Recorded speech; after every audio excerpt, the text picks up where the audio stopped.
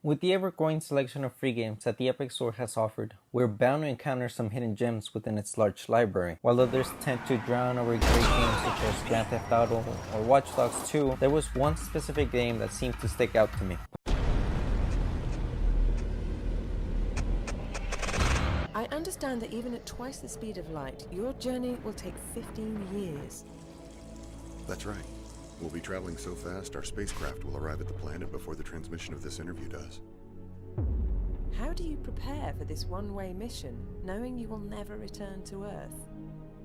I have a crew of very skilled and focused individuals. We all have a deep desire to explore. And frankly, we also have few attachments here on Earth. Published by Stage 2 Studios, Lifeless Planet is a story-driven third-person adventure game filled with platforming with a hint of puzzles sprinkled in. Lifeless Planet depicts the story of a group of astronauts who have embarked on a 15-year one-way journey to an unknown land told to be full of vegetation. Upon arrival, an accident occurs, separating you from your crewmates. Once out of the spacepod, you discover that the reports of a planet filled with life are false, making you believe it is all a hoax. Regardless of your beliefs, you travel to find the rest of your crewmates. Through some exploration, you stumble upon a colony once established by the Soviet Union. While exploring the shadow of a settlement, a discovery tells you that the inhabitants got forcefully removed by a mysterious authority.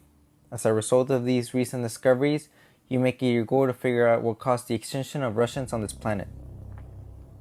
When it comes to the gameplay, it isn't something to be truly impressed by. Since it's a basic 3D platformer, the creators try to be as creative as possible to keep us interested and not be filled with boredom. The creator tries to make every stage fun and challenging by changing the environment and adding a variety of obstacles. These obstacles range from having to deal with different areas like hot springs and volcanoes. Sadly, the creation of these incredible stages can also be the downfall of the gameplay. In most of the missions, it is rather easy to take a wrong step, causing you to fall out of the platform you're aiming for. Perhaps it was too far, or maybe it was just a misstep. Regardless of how careful you are in the game, it is only a matter of time before failure. Along with jumping, it can be quite hard to calculate what is a safe falling distance and what is not. These height problems can be seen in a majority of the stages of the game. In some stages, one height is depicted to be safe, while in other stages, that exact same altitude will kill you. Along with these obstacles sprinkled in throughout the game, the developers attempt to spice up and prolong the gameplay with the addition of multiple gadgets such as oxygen levels, jetpack fuel, and a mechanical arm. At the start of the first stage, you are prompted with resupplying yourself with oxygen. In this task, you will attempt to refuel your suit with oxygen supply vehicles sprinkled throughout the levels before you run out of oxygen. The second mechanic that they hand out is the mechanical arm. The usage of this extremity allows for the user to reach for puzzles that may be out of reach, like figuring out what is the correct passcode or even directing power to different machines. When it comes to the usage of the mechanical arm, it feels slow and wonky every time I use it. It feels like a forced mechanic that has no involvement in the story, and I often find myself too invested in just to be distracted by the usage of the mechanical arm. Last but not least is the jetpack. Now I am very excited to talk about this one. Now the jetpack is one of my favorite things to use when playing. Although it does not behave like other jetpacks that allow for unlimited flight, this jetpack allows for the user to take multiple jumps to reach far distances. The fuel for the bag is placed strategically in areas that require these jumps. Sadly, it is very limited. Not only are the refills located in certain stages, but when I go to another area, the fuel is automatically exhausted. Despite it being such a fun mechanic, the jetpack does not save you from the platforming issues. The tool challenges one to calculate the number of boosts required to reach the platform. In some stages, I time the number of hops needed, but the shape of the mountain will cause me to slip to the bottom. With any simple misstep, it can lead to one of two things. Either you fall to the bottom and you have to climb it all again, or you fall to your death and are obligated to repeat the stage. Now that I have talked about the many aspects of the game, it is time I talk about the story. When it comes to the story, it is absolutely amazing. I love the mystery behind the game. As previously mentioned, the game focuses on an astronaut who attempts to understand how the Russians arrived on this planet. While most games explain their events through cutscenes and flashback, this game focuses on telling a story through notes and voice recordings. Because I love you guys, I have pieced the story together for a clear understanding. For the sake of those who want to uncover the plot alone, I will leave a timestamp somewhere in the video. Now let's begin. The story focuses on an astronaut that stumbled upon a previously established Russian colony. According to the countless documents I've read, in 1974, the Russians discovered a portal in Siberia that sent them to the planet you're currently located at.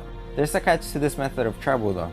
A week on this planet is months on Earth. Wanting to keep it all to their motherland, the Russians keep it a secret from the rest of the world while attempting to establish and use the resources that the planet provided. With the constant extraction of energy, it results in the death of the planet's greenery. As a result, the remaining life forms become hostile towards the colonists.